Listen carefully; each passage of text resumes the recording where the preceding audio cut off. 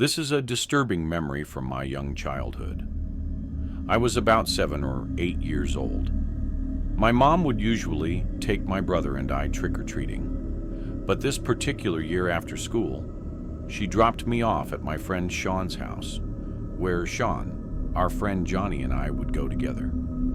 Johnny and Sean were a year older than me. We met while I was playing with my brother on the block. Johnny and Sean lived around the block from me. Sean had a weird upbringing that I never really understood. His sister was like 20 years old.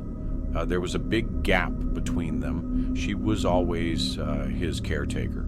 It seemed whenever I was at his house always smelled like cat, and his sister always had a different guy over. It seemed like his sister was always cold to me in the sense that she'd never acknowledge me or say hi or anything. Sean's dad was never in the picture, and his mom, I believe, was always working out of town, I guess. I only met Sean's mom a few times. We never really stayed in touch for long enough for me to figure all this out. Anyway, my mom dropped me off at Sean's, expecting that Sean's mom would be trick-or-treating with us. After saying goodbye, I went into his house. Johnny was already there. We all had big pillow sacks to fill with candy. This was around the time that I learned that neither Sean's mom nor sister were coming with us to supervise. I was young, so I sort of felt slightly uncomfortable, knowing that Johnny and Sean would be leading the way. But at the same time, I felt a sense of excitement that we'd have more freedom. I knew for a fact my mom would not have approved of us going unsupervised, though. So eventually, we were off into the neighborhood, walking around doing our rounds door to door. Quite a few people asked if we were alone, or where our parents were. And Johnny would always be the one to use the same lie that his mom is up ahead with his sister. It worked every time. This was on a Friday, so we didn't get to start a trick-or-treating until around 5 o'clock. But we didn't have school the next day, so we intended on going until our pillow sacks were completely full. We took a break after a couple of hours and went to Sean's, where he heated up a bunch of frozen pizzas. At the time, I was so jealous of the apparent freedom he had in his house, not having parents who cared about what he did. But looking back now, I count myself super blessed to have grown up in a household with 2 strict parents. After we hung out at his house for an hour and watched Halloween specials on Nickelodeon while eating pizza and candies, Johnny eventually was picked up by his mom. But Sean and I wanted to keep going, so we eventually headed back out for round 2. It was dark out now, and it had to be past 8 p.m. There were a lot less trick-or-treaters now. We tried to go to certain blocks we hadn't gone down yet, which meant straying further away from Sean's house. We found a block we hadn't touched yet and continued knocking on doors. Some houses didn't answer at this hour, and mostly everyone else had a comment about us being alone, or how it's getting late. We noticed the man pushing a stroller a couple houses down behind us. He was walking very slowly in our direction, probably a dad trick, or treating for his young child. As we continued going door to door, the man with the stroller got closer. Eventually, we heard him going and singing softly. Eventually, he caught up to us, and he said, "How's the trick or treating going, boys?" And we replied, "Good," at the same time. And then he said, "It's pretty late. I'm on my way back to my house. I can give you guys the rest of my candy." Sean and I looked at each other with telling faces as if we just hit the jackpot. Sean asked what kind of candies, and he said a bunch of bags of different things. He said he didn't get to give much away because he wanted to take his daughter out for a trick-or-treat stroll. He did have a bag dangling on one of the handles of the stroller, which was filled with some candies. The stroller was fully covered by a folding piece on the top, so we couldn't see his daughter. He said she's asleep, and he didn't want to wake her up, but he pointed ahead and said his house is just up this way. So we followed behind him as he pushed the stroller. He was walking a little faster now. As we walked, I realized there was next to no one else out at this point, even though it was a Friday night. It seemed like a quieter side of the neighborhood. The man talked to us as we walked, asking us questions. What part of the neighborhood we were from, where we went to school, basic stuff. I let Sean answer most of the questions. Him being even just a year older than me at that age, I felt like he was the one who should take lead on multiple occasions. As we walked, the man would occasionally lean into the stroller, speaking in a high-pitched voice to his daughter, before turning back to smile at us.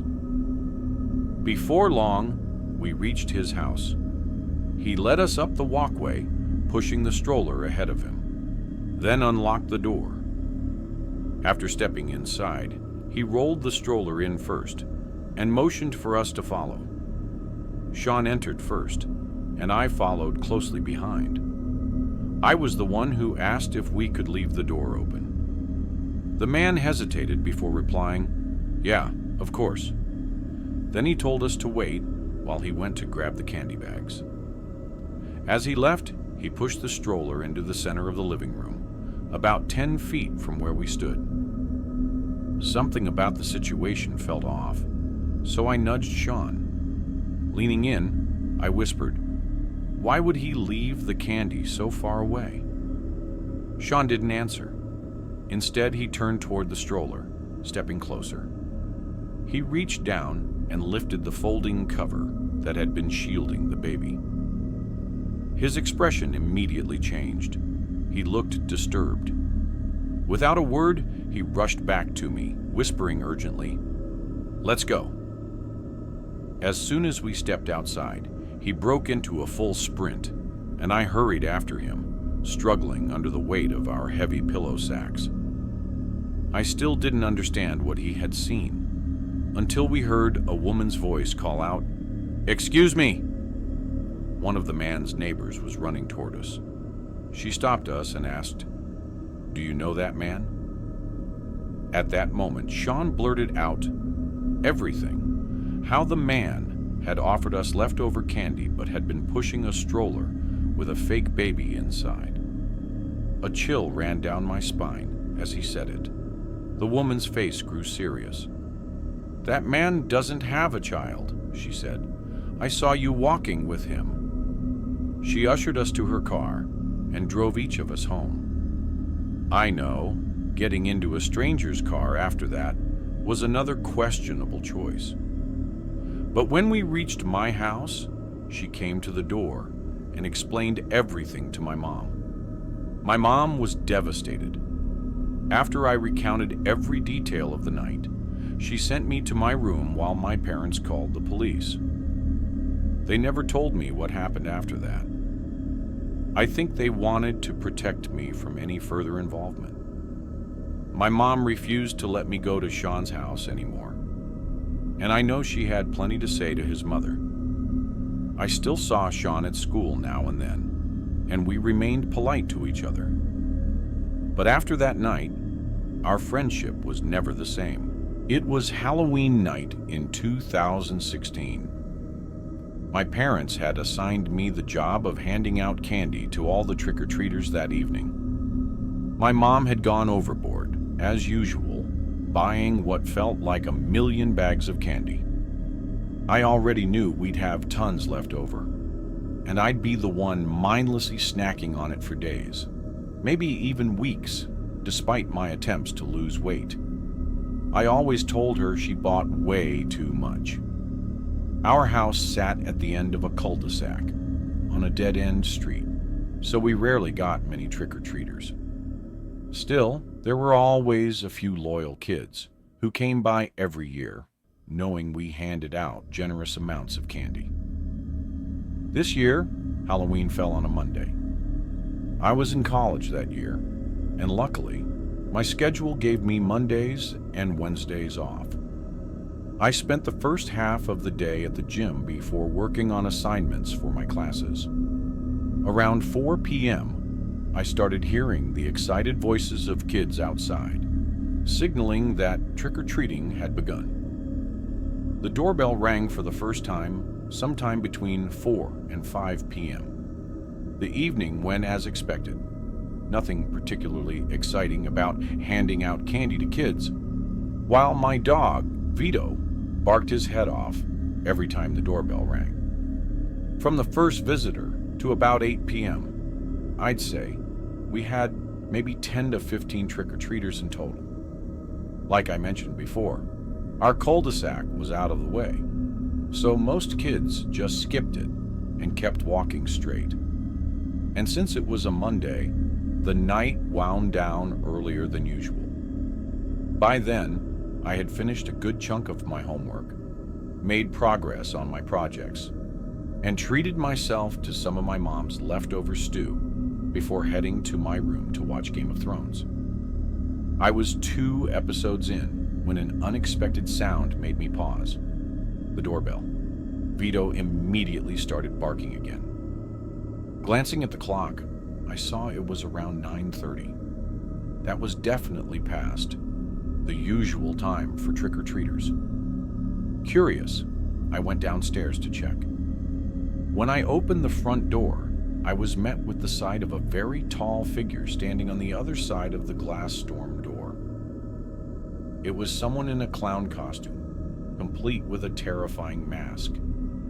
Judging by their frame, I could tell it was a man. And he was alone. He waved at me and then pointed at the brown sack he was holding. It looked basically empty. I didn't open the storm door. I just said through it, "Sorry, we don't have any more candy," and slammed the door shut. I locked it right away. I instantly regretted opening the door. I genuinely thought it was just some kid or an unfortunate mother or father who worked late and wanted to get some last-minute trick or treating in with their kids. Whoever I just saw in our stoop was not a kid. Hell, it didn't even look like a teenager. The frame of this person was massive, and the clown costume just made him look even bigger. Thankfully, I didn't grab the candy bag before opening the door, so he couldn't see that I was lying. I hovered by the door for a bit just to listen and see if I'd hear footsteps walking away. But not only did I not hear him walk away, he rang the doorbell again. Vito once again started going ballistic.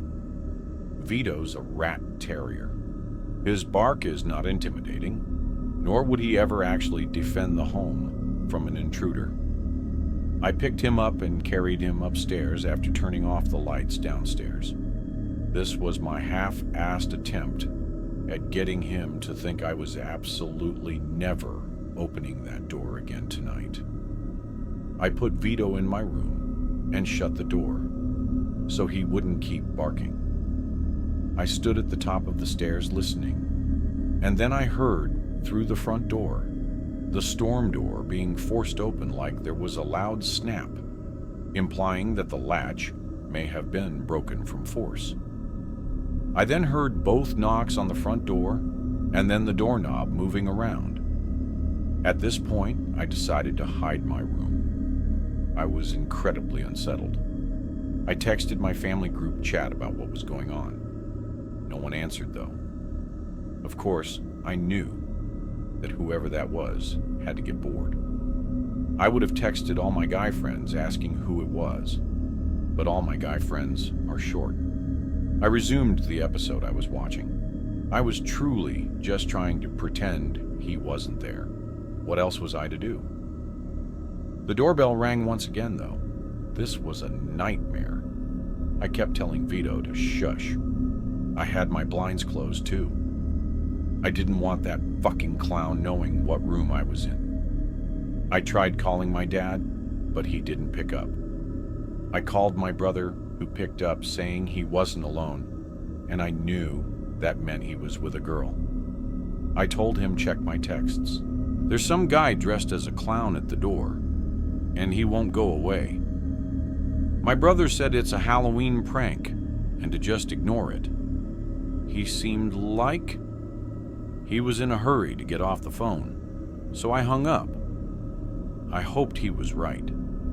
It honestly made the most sense to be a prank, so after a few more minutes of sitting on the edge of my bed, anxious, the doorbell did not ring again. I finally felt safe to relax again and lay back down. I started drifting away slowly, so I turned off the TV to allow complete silence and darkness in the room. And very shortly after that, I drifted to sleep. I don't even think I was asleep long enough to enter REM state and have a dream, when I woke up to Tito growling and quietly barking, as he would do when he was waiting for approval from one of us. I told him to be quiet, and he stopped. I looked to see what he was looking at. He was looking at the window. I listened. There was a sound coming from, like, right outside the window.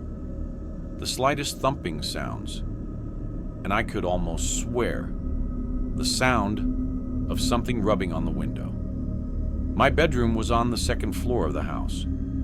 It's not like anyone could be outside my window, but I wondered what it was.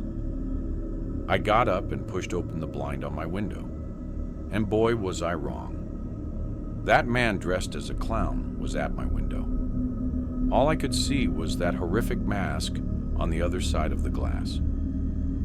He tilted his head as he looked at me, screaming my lungs out. Tito didn't even bark, from what I remember, or maybe I just blocked everything else out. I ran with my phone out of my room and to my parents' bedroom, where I locked the door and dialed 911. I was too shook to even cry. My whole body was shaking, and my voice was trembling as I spoke to the 911 operator.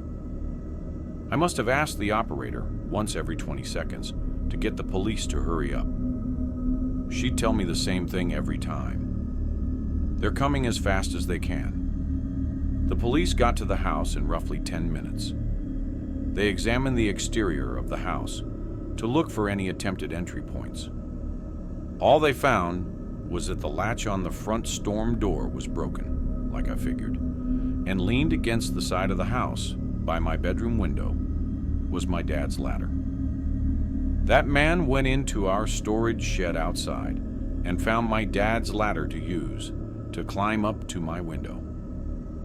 To avoid this going any further, I went to go sleep at my guy friend Adam's house. To this day, I don't know if this was just a sick prank purposely played on Halloween, or if there was about to be a horrible crime committed with the sick novelty of it being Halloween. It was late October during Halloween weekend. Halloween fell on a Tuesday that year, so the big party night was the Saturday before.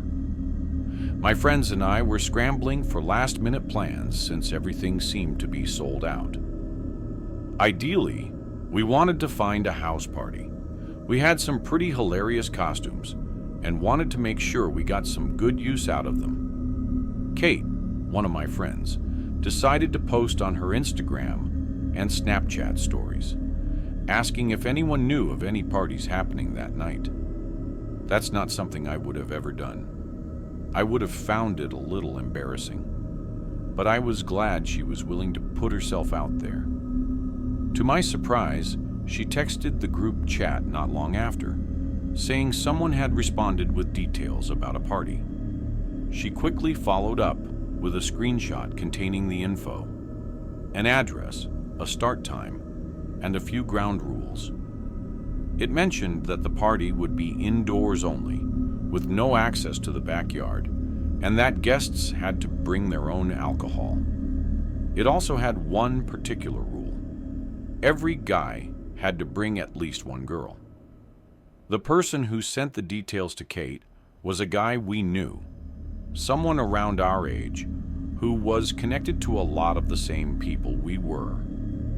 Apparently, quite a few people from our social circles were going. The house was only a town over, super close, so we figured we'd check it out. The four of us met at Shauna's house since she had the open crib, and we pre-gamed there for about an hour while finishing up getting ready. We waited until our guy friends confirmed they were going before finally deciding to head out. After calling an Uber, we grabbed our drinks, ranging from Four Locos to White Claws to vodka shooters, and piled into the car. By the end of the ride, I'm pretty sure the Uber driver was completely over us. When we arrived, the first thing we noticed was the number of cars parked all around the house. The place was huge with a spacious front yard. As four girls walking in, we figured whoever was hosting the party would be more than happy to let us in. At first, we didn't hear any music, but as we got closer to the door, the deep thumping of bass became more noticeable. I opened the door, stepping inside with the others. The first room we entered was a mix between a living room and a kitchen. The entire house was dimly lit, illuminated only by strings of orange lights hanging from the walls, giving off the perfect Halloween party vibe. The place was decently crowded, but honestly, we didn't know anyone. Kate texted the guys we knew to see if they were here yet. In the meantime, some older guy came and greeted us. He asked our names, and he said he's John, Luke's dad. Apparently, Luke was the guy throwing this party. I asked who Luke is, where he goes to school, and he replied, "Oh, he's around here somewhere. You can ask him when you see him." Then he asked us if we wanted to put our drinks in the cooler. He led us into the kitchen where there were 3 big coolers of ice. Each one already had a bunch of drinks in it, so we put some of our cans in the coolers. The John guy seemed like he was 50-something years old, which would make sense if his son was the one throwing the party. But at the same time, it seemed slightly weird he'd be so welcoming and involved in such a big party in his own house. He was going around talking to everybody. Well, it seems mostly the girls. He seems like he could have also been drunk. The four of us played beer pong at one of the tables, where some guys started talking to us, so we started playing them. Kate then said our guy friends were on the way, which I was happy to hear. John suddenly yelled my and Kate's names over by the counter in the kitchen. He was yelling shots. My other 2 friends, Shauna and Tracy, looked slightly offended. So I said, "Can we all have one?" And he yelled, "Yeah, sure." So we went over to the kitchen counter by him and all took a shot of tequila. I gagged because there was no lime. I was definitely starting to get drunk after this. It was odd how much the dad of the house was trying to hype this party up. He had this oddly welcoming, yet unsettling presence. The unsettling part because he was much older than the generally college-age people here, and he was pushing drinks on people. Then he asked what our poison is. I wasn't going to say anything until the girls all gave their favorite drinks. John started making a bunch of mixed drinks. In the meantime, we went back to the beer pong table where the guys we were playing were still waiting. I plugged my phone into an outlet, just because I was down to like 50%. Then I went back to the game. Mid-game, John came over with 2 drinks for Kate and I, and then he came back with 2 more for Shauna and Tracy. They were all in red Solo cups. He made me a vodka soda. I sipped on it during our beer pong game whenever I had a chance. I was drinking it slow because I was already drunk. After we lost to the random guys, I went to get my phone, only to realize it didn't charge at all. It was still at the same percent. The outlet wasn't working. I didn't feel comfortable leaving my phone on any other outlets, so I just refrained from killing the battery any further. Our guy friends eventually showed up, and it was soon after this point that things quickly became a blur. I mean, very quickly, like 1 second I remember talking with our friend Jeff, the next blacked out. The next thing I remember was my friends waking me up in the car, outside my house. I felt woozy. My vision was blurred. My head was spinning. We were in one of our guy friends' cars. One of the guys walked me to my front door and helped me inside. Then they all left. I was alone, except for my parents to sleep in their room. I felt I must have drank way too much, but I also had a woozy, weird feeling in my head that I'd never felt from drinking. I felt dizzy. I went straight to my room to bed. I checked my phone, and I had some texts from a random, unsaved number. I opened it, and there were a bunch of texts already. It started with me texting my name, and then they responded, "John, uh-oh," after that. He said, "You look so cute."